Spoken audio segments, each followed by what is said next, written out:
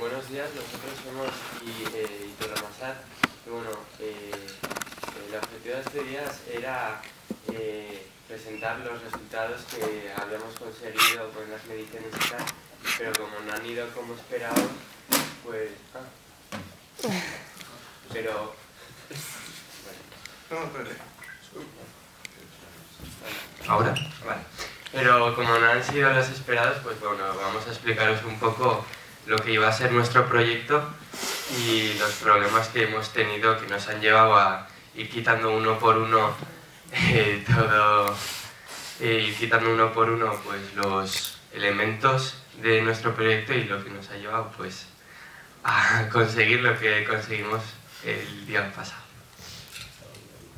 Bueno, un poco el esquema que vamos a seguir va a ser primero presentarnos un poco, aunque ya no nos conoceréis, explicar la primera y la segunda misión, la apertura del paracaídas y bueno, de los dos paracaídas, un poco la estructura 3D del CANSAT, la financiación que conseguimos y bueno, la difusión que hemos estado dando a nuestro proyecto y también la ayuda técnica y también toda la ayuda, pues todo el presupuesto que hemos conseguido, tanto financiación como diferentes elementos para nuestro proyecto y un poco resumir la evolución de todo el proceso.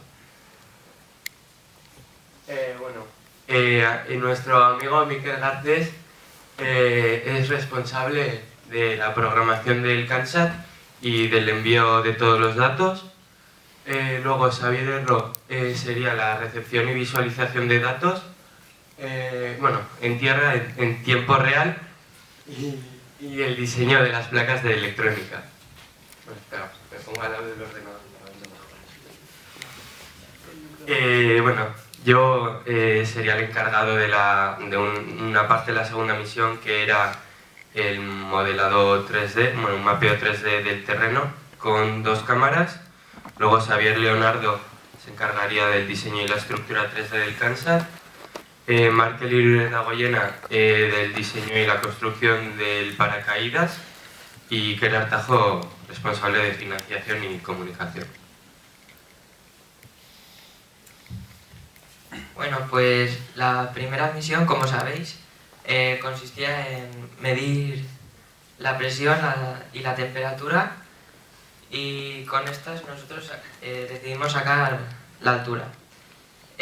Para ello utilizamos distintos sensores, como el BMP, que te mide la presión y la temperatura y con estas te saca la altura. Por otro lado, el MPX4115A y el LM35, que con la presión y la temperatura que estos sacan también podemos conseguir la altura, y decidimos hacer este proceso con un procesador que era el Tensi y no el Arduino, porque el Tensi es más potente.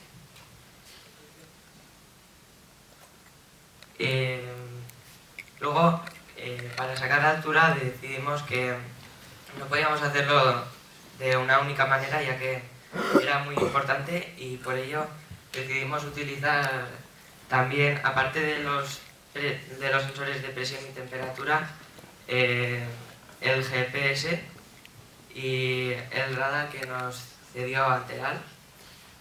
Y por último, teníamos que guardar todos estos datos que sacábamos, por una parte en una tarjeta SD y por otro lado mandarlos por radio, y utilizamos el NRF24L01. Como sabéis, pues no pudimos enviar los datos y la tarjeta SD pues falló y no pudimos tener estos datos.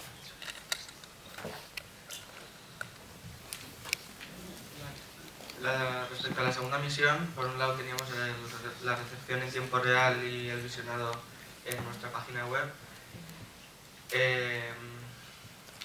Luego queríamos establecer una comunicación bidireccional para poder cambiar la altura de apertura del segundo paracaídas.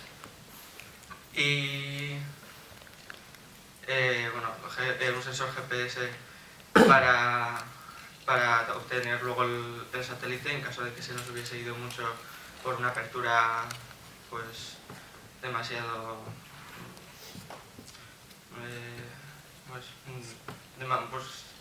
en caso de que se hubiese abierto demasiado pronto y se hubiese ido mucho más lejos, pues para tener datos de GPS. Determinación de la aceleración del CANSAT en el cohete y obtener la orientación del satélite, ya que el nuestro tiene que caer en horizontal por el radar. Y bueno, y respecto a la segunda misión del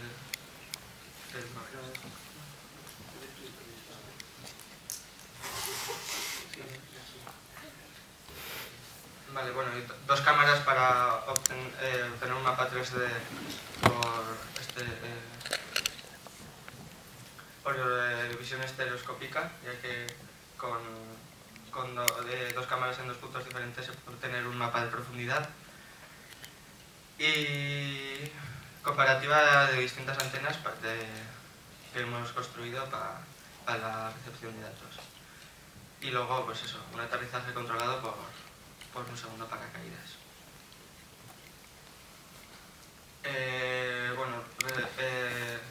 Respecto a la estructura que queríamos usar para la recepción de datos, unos transmisores a 2,4 GHz que nos dan un mayor ancho de banda.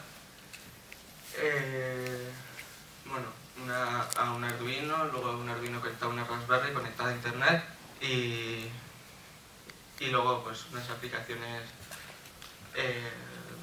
para poder visualizar los datos.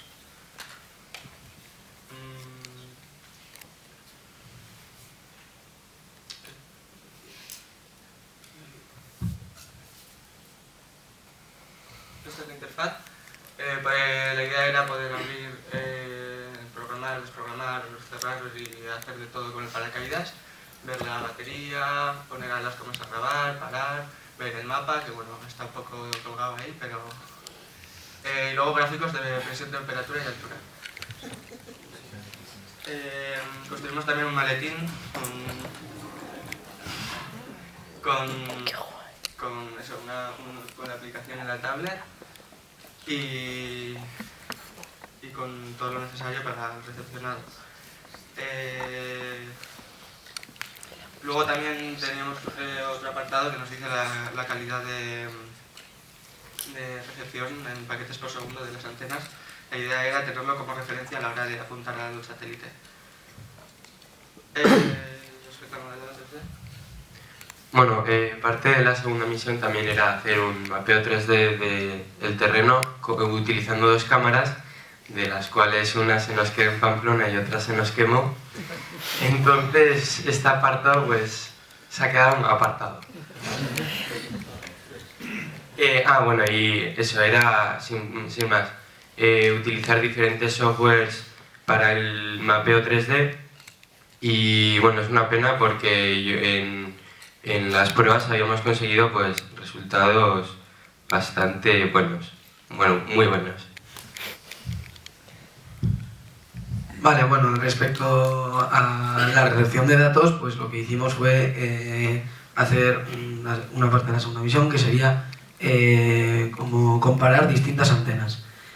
Para ello lo que hicimos es coger la antena que nos viene con el NRF, la que nos viene, que es bastante pequeña, que es esa de ahí. Luego, con ayuda de un profesor de la Universidad de Pamplona, creamos otra antena, con la cual conseguimos alrededor de 3 kilómetros y pico, con una recepción de alrededor de 370 datos por segundo, que era más o menos como si recibíamos lo mismo, como si estaríamos alrededor de 3-4 metros.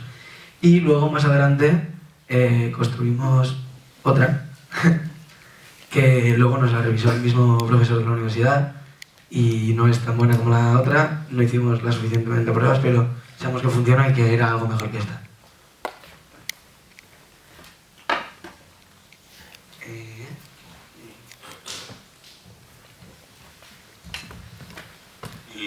Y por último, la última parte de la segunda misión era hacer un aterrizaje controlado y nuestra intención era abrir un segundo paracaídas durante el vuelo. Cuando recogimos ayer el satélite, por Kansat, vimos que los servos estaban intentando abrir la parte del segundo paracaídas. Como aquí, luego en la estructura se enseña un poco mejor. Y pensamos que los servos no tuvieron fuerza para abrirlo. Luego, estos paracaídas los hice con unos paraguas reciclados y después, cuando fuimos al campeonato de Euskadi, después de los demás, decidí hacer uno un poco más profesional, que son estos tres. Compramos nylon, después en internet miramos el desarrollo de una esfera para poder cortar en una cortadora láser 8 formas igualitas a esta y luego coserlas con una máquina de coser. Los dos pequeños que veis aquí son los que iban iban en el Kansat. Vale, bueno, respecto a la estructura del Kansat, como ya podéis ver en las imágenes, se tratan de 3 piezas. Que tengo aquí encima justamente es la que aloja la electrónica, y igual lo enseño, en lo que llevábamos. Aquí no sé si podéis verlo, pues es bastante complicado de montar, ya lo sé. Podemos ver dónde iría la electrónica, el radar iría aquí, y bueno, el espacio para el segundo paracaídas al final de la derecha, y en el medio iría el radar y la pila. Bueno, en cuanto a la financiación ha sido muy buena, pero no creo que tengamos que repetir todo lo que dije la anterior vez. Solo dar las gracias a todas las empresas que nos han ayudado. En cuanto a la difusión, tenemos el logo del Kansat, que tenemos en la parte de atrás de las camisetas. El sitio web, iturramasat.com, presencia en el Kansat de Euskadi de hace un par de semanas, en este mismo Kansat también, como todos vosotros. Luego, el 9 de junio iremos al Planetario de Pamplona, donde participaremos en Tecnociencia. Más adelante, en una fecha sin determinar, iremos a un congreso que organiza Tiquidocencia. Y luego, además de esto, tenemos GitHub, canal de YouTube y cuenta en Instagram y en Twitter.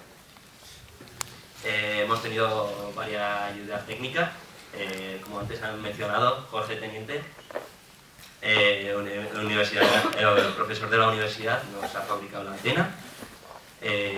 Ángel nos ha ayudado con la idea del NRF y toda la comunicación, que al final no ha funcionado, y Yolanda, una profesora de nuestro instituto, nos ha ayudado al intentar hacer las placas.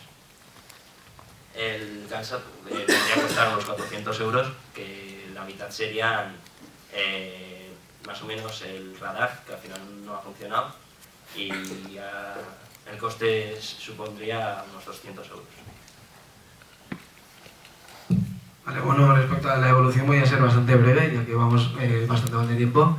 Lo que hicimos fue, la primera misión estaba en funcionamiento, lo vimos en protoboard en funcionamiento. Cuando fuimos a Euskadi intentamos hacer unas protoboard hechas por nosotros, que ya he comentado yo, Iker, que las hicimos con la profesora de química.